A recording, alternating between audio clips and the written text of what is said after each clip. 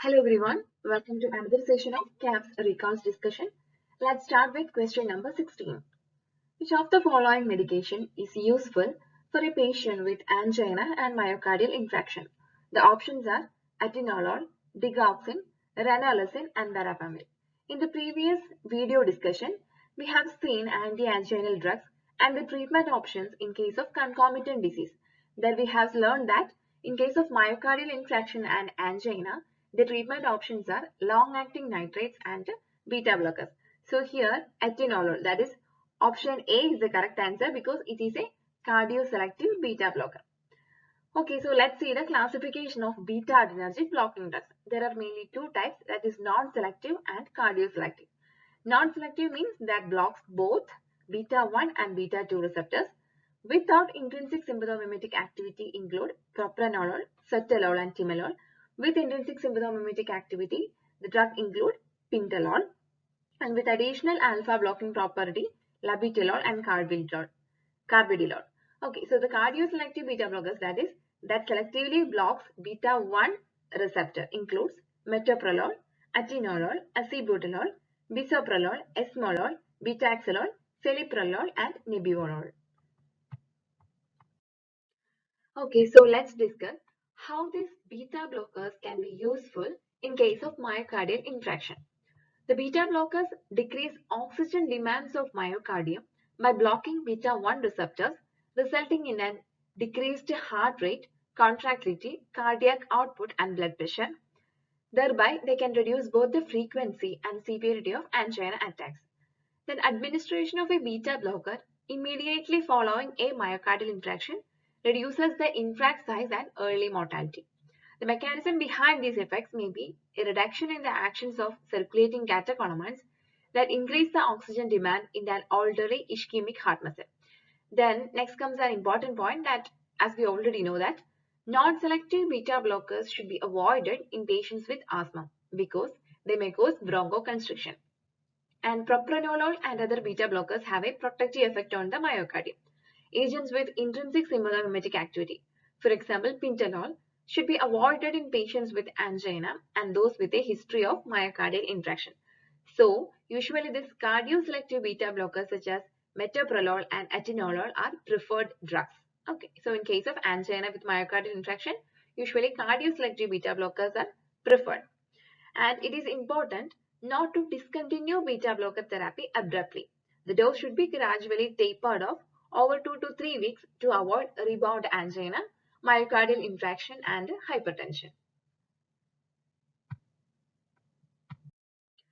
Next question. Dose of phenytoin in status epilepticus. The options are 5 to 10 mg per kilogram, 10 to 15 mg per kilogram, 1 to 2 mg per kilogram and 4 to 5 mg per kilogram. So here the correct answer is option B, that is 10 to 15 mg per kilogram. That is the dose of phenytoin in status epilepticus is 10 to 15 mg per kilogram.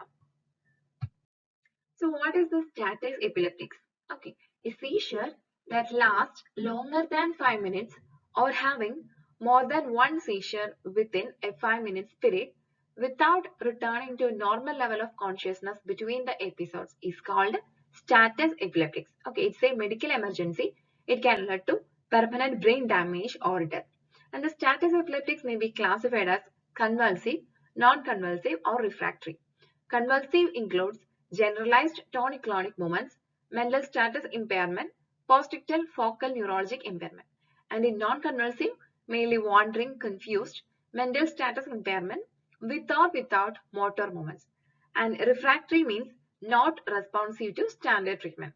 The risk factors for status epilepticus include poorly controlled epilepsy, low blood sugar, stroke, kidney failure, liver failure, encephalitis. Encephalitis means swelling or inflammation of the brain, HIV, alcohol or drug abuse, genetic diseases such as Fragile X syndrome and Angelman syndrome, head injuries. Now the treatment options for status epilepticus.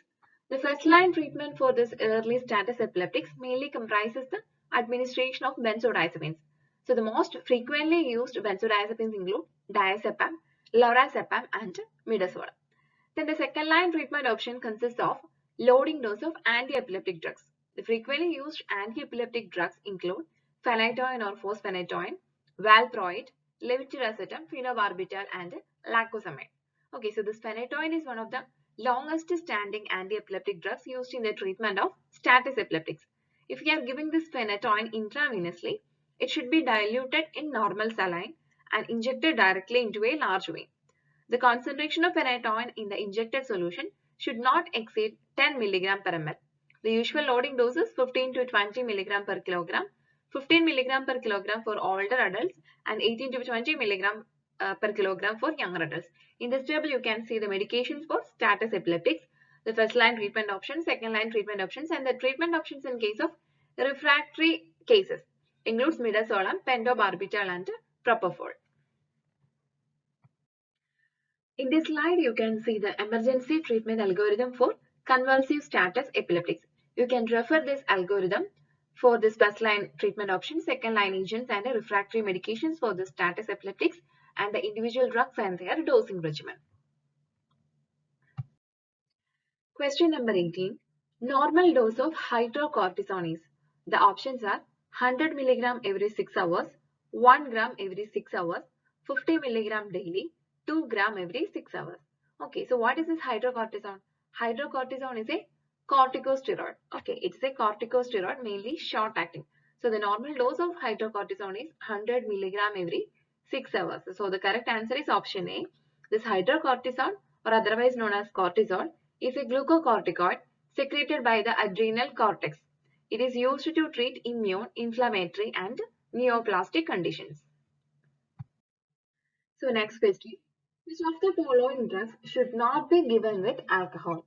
The options are phenylbutazone, disulfiram, metronidazole, then options B and C. So here the correct answer is option D, that is B and C. Disulfiram and metronidazole. These drugs inhibit aldehyde dehydrogenase enzyme, thereby inhibit metabolism of alcohol.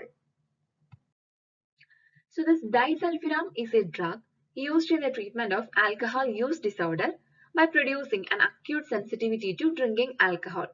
In this diagram, you can see the normal metabolism of alcohol. This ethanol, by the action of alcohol dehydrogenase, get converted to acetaldehyde, and acetaldehyde with the help of aldehyde dehydrogenase get converted to acetate or acetic acid. Okay, so what does disulfiram do? This disulfiram inhibit this aldehyde dehydrogenase. Okay, so thereby it prevents the conversion of acetaldehyde into acetate or acetic acid. As a result, it will lead to the buildup of acetaldehyde levels in the blood. That is really toxic. Okay, so these high levels of acetaldehyde levels cause unpleasant symptoms after drinking alcohol, such as headache, low blood pressure, severe flushing, palpitations, nausea, thirst, chest pain, and others. There are a number of medications that produce the disulfiram-like reaction when ingested with alcohol. This reaction is very uncomfortable, characterized by severe flushing, and may be accompanied by tachycardia and hypertension. And here you can see the interacting drugs with alcohol that can lead to elevated risk of disulfiram-like reactions. The first one is cephalosporins, and then metronidazole. Sulfonamides include cotrimoxazole, then antifungals such as griseofulvin and ketoconazole, isoniazid, which is an anti-tubercular drug, then in sulfonylureas, chlorpropamide and tolbutamide. So it is recommended to advise the patients to avoid alcohol consumption while taking these drugs, because these drugs can produce disulfiram-like reaction when ingested with alcohol. Question number 20. Which of the following drugs does not require therapeutic drug monitoring? Options are cyclosporin, warfarin, gentamicin, and lithium. So here the correct answer is option B, that is warfarin. Therapeutic drug monitoring is the clinical practice of measuring specific drugs at designated intervals to maintain a constant concentration in a patient's bloodstream and thereby optimizing individual dosage regimens.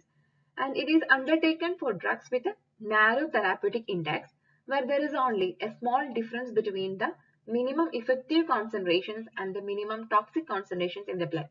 With such drugs, small increases in dose or in blood or plasma concentrations could lead to toxic effects.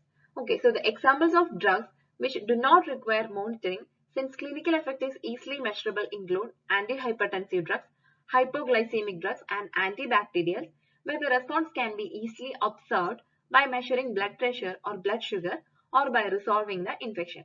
So here in this question, warfarin does not require TDM because it can be monitored. That is, a warfarin therapy can be monitored with the help of INR, that is International Normalized Ratio.